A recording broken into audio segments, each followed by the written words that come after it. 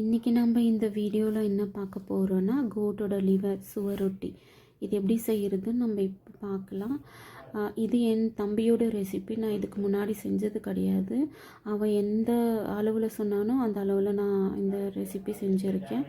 இதுக்கு தேவையான பொருட்கள் சோம்பு, சீரகம், பட்டை, லவங்கம், தக்காளியோட பியூரே, இஞ்சி பூண்டு பேஸ்ட்டு, சின்ன வெங்காயம், பெரிய வெங்காயத்தை வந்து மிக்சியில் கிரைண்ட் பண்ணி வச்சுருக்கேன். இப்போ நம்ம ஃபஸ்ட்டு தண்ணியை சூடு பண்ணிவிட்டு அதில் அந்த லிவரை நம்ம ஆட் பண்ணிக்கிறோம். ஏன்னா அப்போ தான் அந்த பிளட் கொஞ்சம் ஃப்ரோசன் ஆகும். அது நம்ம அப்படியே கட் பண்ணோன்னா பிளட்டெல்லாம் லீக் ஆகும். ஸோ அதனால் நம்ம என்ன பண்ணுறோன்னா ஃபஸ்ட்டு கட் பண்ணிவிட்டு அதுக்கப்புறம் தவலை போட்டு இன்னும் கொஞ்சம் ஆயில் பண்ணி ஃப்ரை பண்ணி எடுத்துக்கிட்டோன்னா இன்னும் கொஞ்சம் அந்த பிளட்டெல்லாம் லீக் ஆகாது. ஸோ அதனால் தவாலை கொஞ்சம் நேரம் போட்டு ஃப்ரை பண்ணி எடுத்துக்கலாம். தவாவில் லைட்டாக ஆயில் போட்டு ஃப்ரை பண்ணி எடுத்தோன்னா நம்ம அது குழம்புல போட்டு ஆட் பண்ணி வேக வைக்கும்போது நமக்கு ரொம்ப நரன்னு இல்லாமல் கொஞ்சம் சாஃப்டாக இருக்கும். அதுக்காக தான் நம்ம ஃபஸ்ட்டு சுடு தண்ணியில் கொஞ்ச நேரம் போட்டுட்டு அதுக்கப்புறம் தவாவில் கொஞ்ச நேரம் ஃப்ரை பண்ணால் அது நம்ம குழம்புல ஆட் பண்ணும்போது நல்லா சாஃப்டாக இருக்கும். இந்த மசாலா ஐட்டமில் இந்த சோம்பு, ஏலக்காய் இதெல்லாம் ஆட் பண்ணும்போது அந்த கவுச்சி ஸ்மெல்லாம் இல்லாமல் இருக்கும். ப்ளஸ் இது வயிறு கொஞ்சம் நமக்கு கட்டும். யூஸ்வல் நிறைய பேருக்கு இது சாப்பிட்டா வயிறு கட்டுன்னு சொல்லுவாங்க. அதனால் நம்ம இஞ்சி பூண்டு பேஸ்ட்டு ப்ளஸ் சோம்பு, சீரகமெல்லாம் நம்ம எக்ஸ்ட்ராவாக ஆட் பண்ணும்போது நமக்கு வயிறு உபாதைகள், இன்டைஜஷன் ப்ராப்ளம் எதுவும் நமக்கு வராது. ஸோ அதனால் நம்ம இந்த மாதிரி செஞ்சு சாப்பிடும்போது குழம்பு டேஸ்ட்டாகவும் இருக்கும். ப்ளஸ் நமக்கு எந்த பிரச்சனையும் ஹீமோக்ளோபின் லெவல் ரொம்ப கம்மியாக இருக்குன்னு டாக்டர் அந்த ரிப்போர்ட்டில் சொல்லியிருந்தாங்க. ஸோ அவங்க முக்கியமாக ஒரு 4 ஃபுட் ஐட்டம் ஆட் பண்ண சொல்லியிருந்தாங்க. அதில் கேரட், பீட்ரூட், அப்புறம் கீரை வகைகளில் சிறுகீரை, தண்டுக்கீரை, முக்கியமாக முருங்கைக்கீரை இதெல்லாம் ஆட் பண்ண சொல்லியிருந்தாங்க. மீட்டில் இந்த சுவரொட்டி, இந்த கோட்டோட லிவர் ஆட் பண்ண சொல்லியிருந்தாங்க. ஸோ இதனால் நமக்கு ஹீமோக்ளோபின் லெவல் இன்க்ரீஸ் ஆகும் சொல்லியிருந்தாங்க. நான் இது இப்போது ஃபஸ்ட்டு ஃப்ரை பண்ணி எடுத்து வச்சாச்சு. அதுக்கப்புறம் இப்போ கடாயில் எண்ணெய் போட்டுட்டு சோம்பு, சீரகம், பட்டை, லவங்கம், ஏலக்காய் இதெல்லாமே நல்லா பொரிஞ்சு வந்ததுக்கப்புறம் சின்ன வெங்காயம் ஆட் பண்ணுறேன். நான் சின்ன வெங்காயம் போட்டால் ரொம்ப நல்லா இருக்கும். ஸோ அதனால் நான் சின்ன வெங்காயம் ஆட் பண்ணுறேன். சின்ன வெங்காயம் நல்லா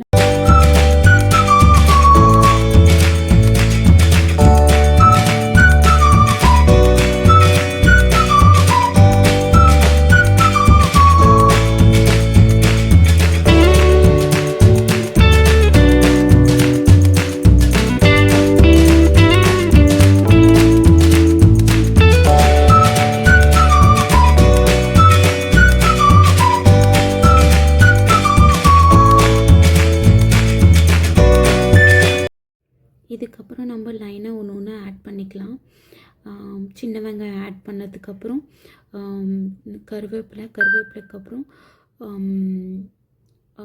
ஒரு பெரிய வெங்காயத்தோட பேஸ்ட், மிக்சியில் அரைச்சி அந்த பேஸ்ட்டு, அதுக்கப்புறம் தக்காளி ஆட் பண்ணதுக்கப்புறம் நம்ம மசாலாவை ஆட் பண்ணிக்கிறோம். நான் இன்றைக்கி எடுத்துருக்கிற மசாலா பார்த்திங்கன்னா கரம் மசாலா, சீரகத்தூள், மிளகுத்தூள், மஞ்சத்தூள், அப்புறம் தனி மிளகாய்த்தூள். நான் மிளகாய்த்தூளை கம்மி பண்ணிவிட்டு நான் பெப்பரை ஜாஸ்தியாக போட்டுருக்கேன். ஸோ நான் இன்றைக்கி பச்சை மிளகாவை சேர்க்கலை. ஏன்னா எனக்கு பச்சை மிளகா சாப்பிட்டா எனக்கு வயிறு வலிக்கும். என் தம்பி எவ்வளோ சொன்னால் நீ பச்சை மிளகா போட்டேன்னா ரொம்ப டேஸ்ட்டாக இருக்கும், அட்லீஸ்ட் நடுவில் கீறிட்டு உள்ளே இருக்கிற விதையெல்லாம் ரிமூவ் பண்ணிவிட்டு அதுக்கப்புறம் அந்த மாதிரி போட்டு ஆட் பண்ணி சாப்பிட்டா நல்லா இருக்கும்ட்டுன்னு. எனக்கு ஒத்துக்காது. எனக்கு பச்சை மிளகா ரொம்ப வயிறு வலிக்குன்றதுனால நான் அந்த மசாலாவில் ஆட் பண்ணலை. உங்களுக்கு தேவையாக இருந்தால் நீங்கள் இந்த மாதிரி சமைச்சு பாருங்கள். ரொம்ப டேஸ்ட்டாக இருக்கும்னு சொல்லிவிட்டு என் தம்பி சொல்லிகிட்டு இருந்தான். நான் இப்போ இஞ்சி பூண்டு பேஸ்ட் ஆட் பண்ணதுக்கப்புறம் 2 தக்காளியை மிக்சியில் நான் அரைச்சி வச்சுருக்கேன். அதோட பியூரை ஆட் பண்ணிவிட்டு அதுக்கப்புறம் இது கொஞ்சம் நல்லா வதக்கினதுக்கப்புறம் நான் சொன்ன மசாலா எல்லாமே ஆட் பண்ணிட்டேன்.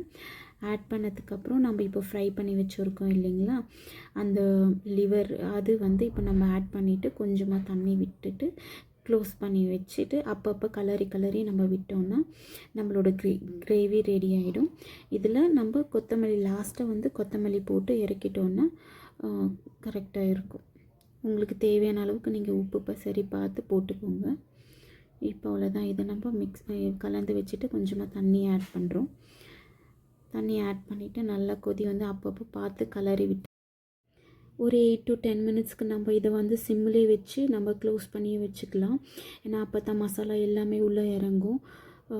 நல்லா கிரேவி திக்கானதுக்கப்புறம் கொத்தமல்லி போட்டு இறக்கிக்கலாம். நமக்கு தேவைப்பட்டால் லாஸ்ட்டாக வந்து இது காரம் செக் பண்ணிவிட்டு பெப்பர் இன்னுமே கொஞ்சம் ஆட் பண்ணிக்கலாம். மிளகாத்தூள் ஆட் பண்ண வேணாம், பெப்பர் ஆட் பண்ணால் நல்லா டேஸ்ட்டாக இருக்கும். ஸோ லாஸ்ட்டாக வந்து நான் கொஞ்சம் காரம் பத்தலை, ஸோ அதனால் நான் பெப்பர் ஆட் பண்ணியிருக்கேன். நீங்களும் வீட்டில் இது மாதிரி செஞ்சு பாருங்கள், ட்ரை பண்ணி பாருங்கள். தேங்க்யூ.